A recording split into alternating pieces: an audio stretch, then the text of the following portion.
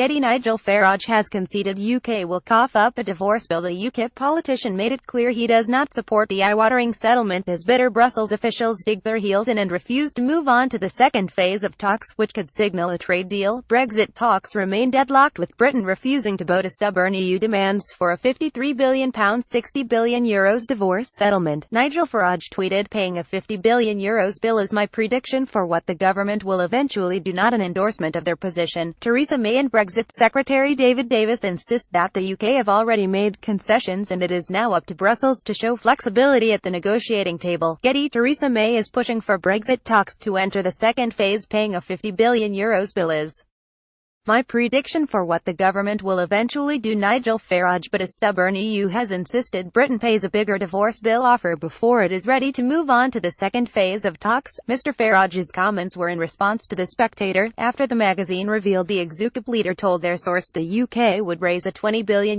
divorce offer closer to, probably, €50 billion because it is vital to secure some form of continuity, transition, since no deal is not a good outcome. The Ukip politician said he gave his answer after he was scared by someone who came up to me. What I think is going to happen with Brexit. Brussels officials are braced for crunch Brexit talks to end in failure next month, according to sources close to the negotiations.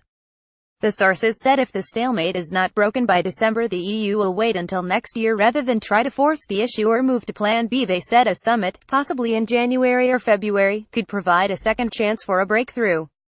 Britain is due to sever ties with Brussels in March 2019 with or without a deal. It comes after Downing Street described as speculation reports that Mrs May is preparing to offer a further £20 billion to help clear the way for Brexit trade talks.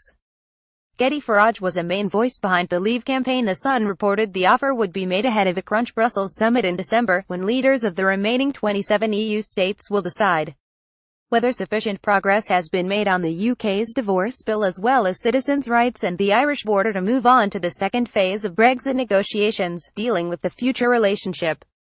Confirmed, the £20 billion figure would bring to around £38 billion the total sum Britain is prepared to pay to settle its liabilities, well short of the £53 billion sought by Brussels. Mrs May has so far held back from putting any figure on the financial settlement in public, and it is thought likely that any offer ahead of the December 14-15 summit would come in the form of clearer guidance on what commitments the UK is ready to cover. The Prime Minister's official spokesman said reports of a £20 billion figure were yet more speculation.